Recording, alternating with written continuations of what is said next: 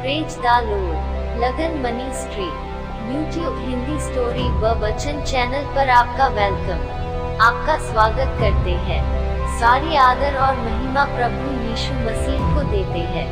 आज का वचन, प्रार्थना में लगे रहो और धन्यवाद के साथ उसमें जागृत रहो।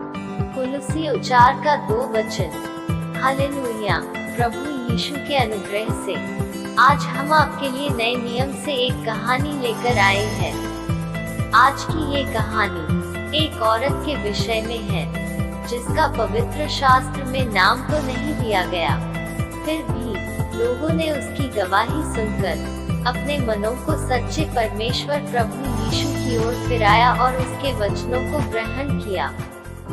वचन के आधार पर हम उसे सामरी स्त्री कहकर बुलाते हैं, जिससे स्वयं प्रभु यीशु वार्तालाप करते हैं। तो हम आज उन दोनों की बातचीत को एक सच्ची कहानी के रूप में वर्णन कर रहे हैं। इस कहानी का नाम यीशु और सामरी स्त्री है।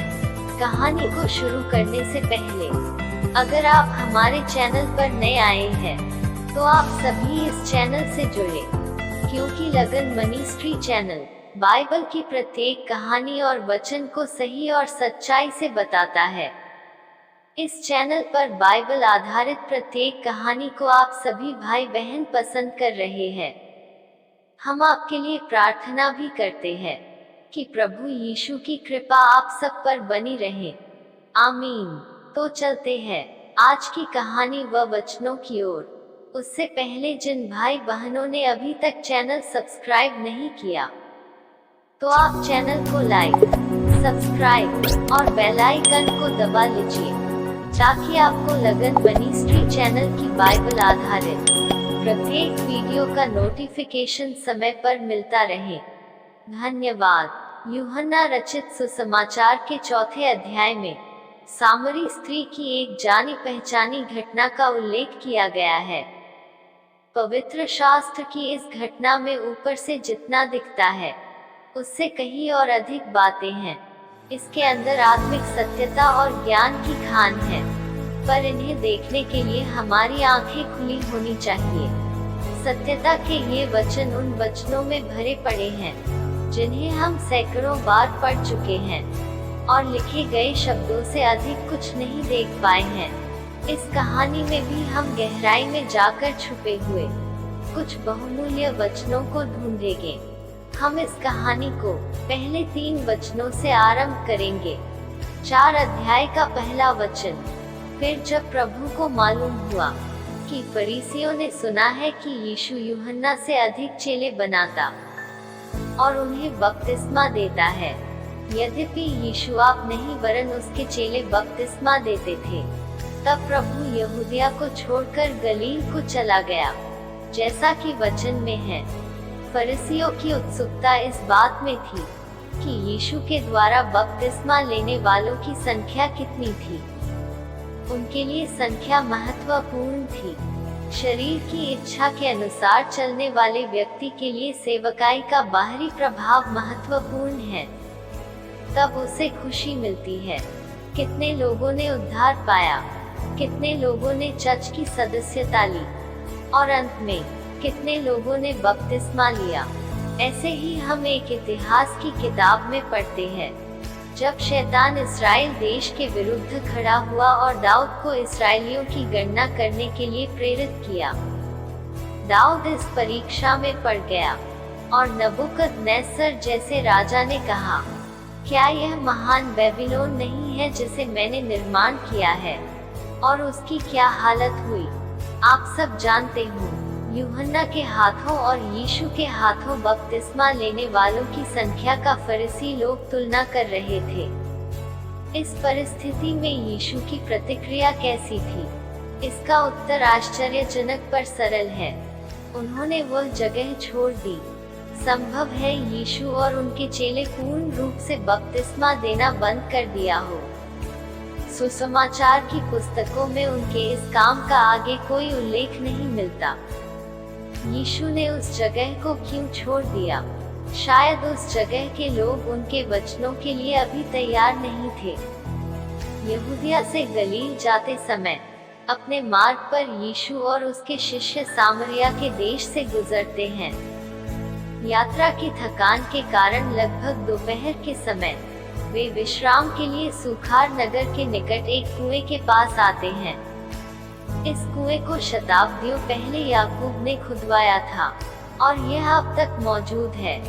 जब तक यीशु यहाँ विश्राम करते तो उसके शिष्य कुछ भोजन खरीदने के लिए शहर की ओर गए और प्रभु यीशु याकूब के कुएं के पास बैठ गए। तब एक सामरी औरत अकेले पानी लेने कुएं पर आई और यीशु ने उससे पीने के लिए पानी मांगा। तब एक विशेष बातचीत आरंभ हो गई। पवित्र शास्त्र के अन्य भागों की तुलना में जब हम यूहन्ना रचित सुसमाचार पढ़ना आरंभ करते हैं तो स्वाभाविक ज्ञान से शायद इसे समझ पाना कठिन होगा। इसे हम केवल पवित्र आत्मा के अगुवाई से होकर समझ सकते। आमीन। यीशु को हम गेरिजीम पर्वत के पास जो याकूब के कुएं पर बैठा हुआ पाते हैं। तब वे उस स्त्री से अनुरोध करते हैं, मुझे पानी पिला। गहरे द्वेष के कारण यहूदी और सामरी एक दूसरे से कोई संबंध नहीं रखते थे। उसने पानी पिलाने से इनकार कर दिया। क्यों? क्योंकि यीशु एक यहूदी था और वह औरत एक सामरी। उस जमाने में ज्यादातर यहूदी सामरियों को पसंद नहीं करते थे, यहाँ तक कि वे उनसे बात तक नहीं करते थे। लेकिन यीशु हर तरह के लोगों से प्यार करता है, इसलिए उसने उस औरत से कहा, अगर तुम्हें मालूम होता कि कौन तुमसे पानी मांग रहा है तो तुम उससे मांगती और वह तुम्हें जीवन देने वाला पानी देता।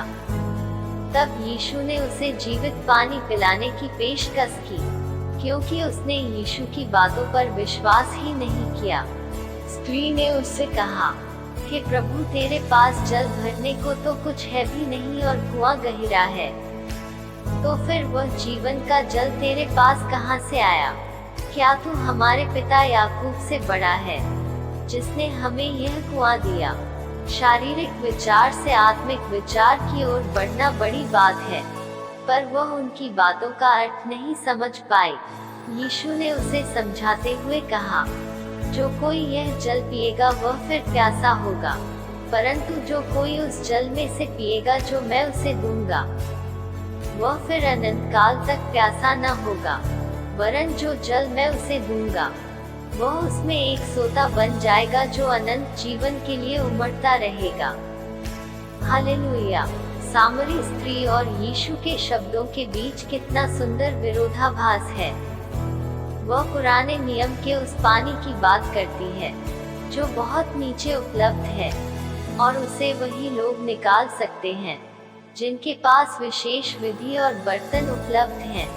इसके साथ साथ गांव से इतना दूर आना भी पड़ता है। यीशु उस पानी की बात करते हैं जो अंदरूनी है और जो सदा उपलब्ध है। हम कितनी बार भरी दोपहरी में याकूब के कुएं तक की यात्रा कर पानी निकालने के प्रयास में अनगिनत घंटे व्यर्थ गंवाए हैं, और पूरे दिन की आवश्यकता पूरी करने के लिए बाल्टी भर पानी लाए हैं। अगले वचन में स्त्री कहती है, हे प्रभु, वह जल मुझे दे ताकि मैं प्यासी न हूँ और न जल भरने को इतनी दूर आऊं। शायद यह उस स्त्री का कटाक्ष उत्तर था, लेकिन यीशु के पास इसका भी प्रत्युत्तर था। यीशु ने उससे कहा, जा अपने पति को यहाँ बुला ला। स्त्री ने उत्तर दिया, मेरा कोई पति नहीं है। यीशु ने उससे कहा, तू ठीक कहती है कि मैं बिना पति की हूँ, क्योंकि तू 5 पति कर चुकी है, और जिसके पास तू अब है वह भी तेरा पति नहीं। यह तूने सच कहा है। इन शब्दों को हम विभिन्न स्तर पर पढ़ सकते हैं। प्रथम स्तर पर ये शब्द उस स्त्री के पारिवारिक जीवन का खुलासा था। ये परमेश्वर के सामर्थ्य का प्रदर्शन और एक अविश्वासी के लिए एक चिन्ह था। उसने देखा कि यीशु उसे जानते हैं, यद्यपि वह उन्हें नहीं जानती थी। वह मनुष्य के साथ नहीं परंतु परमेश्वर के साथ बातचीत कर रही थी, और परमेश्वर उसके साथ बैठे थे। वह सामरी स्त्री अपने आप को नम्र बनाकर उसकी बातें सुनने को तैयार हो गई। तो आपने देखा, उस स्त्री ने परमेश्वर की निकटता को और अपने प्रेम को प्रथम स्थान पर ले आई और पहला काम पानी भरना छोड़ दिया। तो क्या प्रभु के लिए आपकी संगति और प्रेम आपके हृदय में पहले स्थान पर है? आपका प्रेम आपके व्यवसाय, आपके काम या आपकी सेवकाई के साथ लगा हुआ है? जब आप परमेश्वर को उनका उचित स्थान देते हैं, तो इससे और किसी को कोई कष्ट नहीं होता, बल्कि ऐसा करने से आपकी सभी चीजें अपना ठीक स्थान पाती हैं। आगे वचनों में हम उस स्त्री का विवेक पुनर्जीवित हुआ पाते हैं और इसलिए वह धर्म के विषय में बात करना आरंभ करती है। स्त्री ने उससे कहा, हे प्रभु, मुझे ज्ञात होता है कि तू भविष्यद्वक्ता है। हमारे बाप दादों ने इसी पहाड़ पर आराधना की और तुम कहते हो कि वह जगह जहां आराधना करनी चाहिए यरूशलेम में है। यीशु आगे बताते हैं कि आराधना का स्थान इतना महत्वपूर्ण नहीं है। हम लोगों ने भी इसे कितनी बार सुना है। आप किस मंडली या संगति में जाते हैं, ऐसे विषयों पर वाद विवाद होता है। उन दिनों में भी यह कोई नई बात नहीं थी। सामरी लोग शताब्दियों से गेरिजीम पर्वत पर आराधना करते आए थे, जहां वर्षों पहले यहोशू ने इजराइल के लिए आशीषों की घोषणा की थी। यहूदी लोग यरूशलेम में आराधना करते आए थे, जहां राजा सुलेमान ने मंदिर का निर्माण किया था। इनमें से किस स्थान को यीशु अपनी आशीष देते और वह किसे पवित्र घोषित करते? आपको यह जानना आवश्यक नहीं है कि आप संगति और आराधना कहाँ करते हैं। आपको यह जानना आवश्यक है कि आपका प्रथम प्रेम कहाँ पर है और आप प्रथम स्थान पर किसको रख रहे हैं। यीशु ने उसे कैसा उत्तर दिया, जरा सुनिए। हे नारी, मेरी बात की प्रतीति कर कि वह समय आता है कि तुम न तो इस पहाड़ पर पिता की आराधना करोगे, न यरूशलेम में। परमेश्वर की इच्छा इन दोनों स्थानों से परे थी। पुराने समय में दोनों ने परमेश्वर के आशीर्वाद को चखा था, लेकिन दोनों के समय का अंत हो रहा था। यीशु ने जो उत्तर दिया वह क्रांतिकारी था। शताब्दियों से यरूशलेम सब प्रकार से यहूदियों का धार्मिक और राष्ट्रीय गतिविधि का केंद्र रहा है, जैसा कि आज भी है। यह वह विशेष स्थान है जहां परमेश्वर ने अपना नाम स्थापित करने के लिए चुना था। इसी जगह सभी परमेश्वर भक्त यहूदी जो यात्रा करने योग्य थे, परमेश्वर के महान पर्वों को मनाने वर्ष में 3 बार जाते थे। सिर्फ मानवीय रीति पालन करने नहीं, पर ईश्वरीय आज्ञा पालन करने। शताब्दियों से चले आ रहे प्रचलन का यीशु अंत कर रहे थे और इस विधि की अंत की घोषणा कर रहे थे। क्या यीशु पवित्र शास्त्र जानते थे? हाँ, वह जानते थे, पर वे उनका आत्मिक अर्थ समझते थे। वह ऊपर से आए थे और परमेश्वर का वचन बोलते थे। उन्होंने अगले वचन में स्पष्ट कहा, तुम जिसे नहीं जानते उसकी आराधना करते हो, और हम जिसे जानते हैं उसकी आराधना करते हैं, क्योंकि उद्धार यहूदियों में से है। परंतु वह समय आता है, वरन अब भी है, जिसमें सच्चे भक्त पिता का भजन आत्मा और सच्चाई से करेंगे, क्योंकि पिता अपने लिए ऐसे ही भजन करने वालों को ढूंढता है। परमेश्वर आत्मा है और अवश्य है कि उसके भजन करने वाले आत्मा और सच्चाई से भजन करें। क्या इस नई विधि का आगमन हो चुका था? यीशु ने कहा, एक समय आ रहा है और अभी भी है, और ये विधि आज भी है। यहाँ पर आत्मा में से यीशु का तात्पर्य क्या था? आत्मा शरीर के विपरीत है। पुराना करार शरीर का करार था। यह एक शारीरिक विधि थी, जिसमें सब कुछ शारीरिक आंखों से देखी जा सकती थी और शारीरिक मन के लिए स्पष्ट था। नया करार आत्मा में किया गया करार है। आप आत्मिक जन्म के द्वारा प्रवेश पा सकते हैं। जब तक कोई मनुष्य जल और आत्मा से न जन्मे तो वह परमेश्वर के राज्य में प्रवेश नहीं कर सकता। यह जन्म शारीरिक आंखों से नहीं देखा जा सकता है। यह तो उस हवा के समान है जो जिधर चाहती है उधर चलती है, और तू उसका शब्द सुनता है, परंतु नहीं जानता कि वह कहाँ से आती और किधर को जाती है। जो कोई आत्मा से जन्मा है वह ऐसा ही है। आमीन, हालेलुया। अगले ही वचन में वह स्त्री अपना ध्यान भविष्य की ओर लगाती है। मैं जानती हूँ कि मसीह जो ख्रिस्तुस कहलाता है आने वाला है। जब वह आएगा तो हमें सब बातें बता देगा। अधिकांश व्यक्तियों की तरह वह भी पुराने समय के उस याकूब के कुने से चिपकी हुई थी और भविष्य का सपना देख रही थी। कुछ हद तक पुराना और भविष्य दोनों की ओर एक साथ देखना उचित हो सकता है।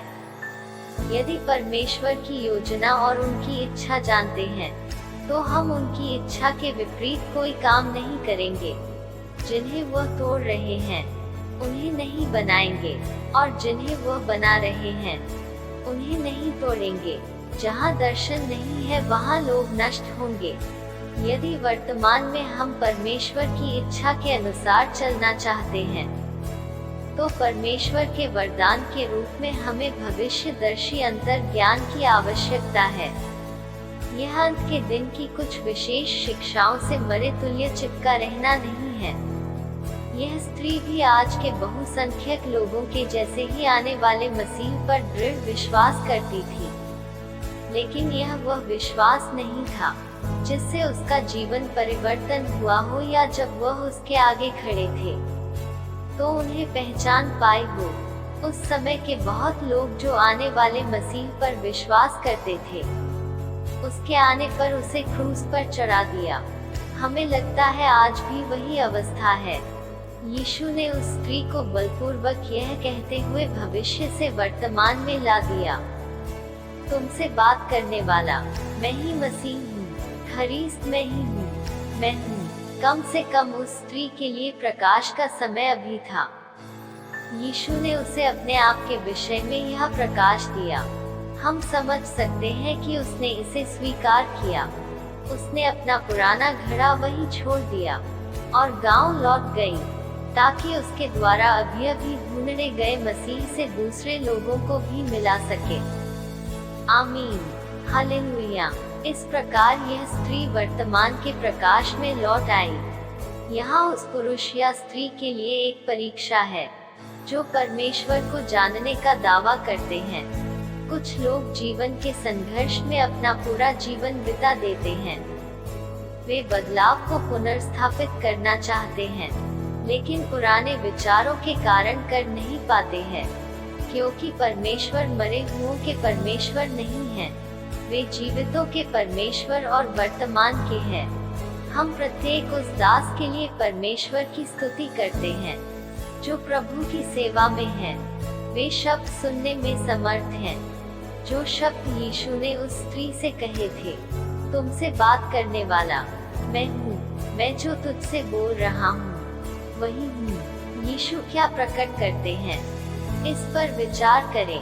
यह स्त्री जो भरी दोपहर में पानी भरने आती है, शायद इसलिए ताकि वह शहर की स्त्रियों के साथ संपर्क में न आए, जो उसकी जीवन शैली की वजह से उससे घृणा करती थी। पर यीशु तो सबसे प्रेम रखते हैं। यीशु के जरिए अद्भुत रीति से अनुग्रह प्राप्त करती है। साफ साफ वे उसे कहते हैं, मैं मसीह हूँ, जिसे उन्होंने खुलेआम किसी से नहीं कहा। इसका नतीजा क्या निकला? इसके घटना के पश्चात अनेक सामरी विश्वास करने लगे थे। प्रभु आपको इन वचनों से आशीषित करे। तो आगे देखते हैं इसके बाद क्या होता है।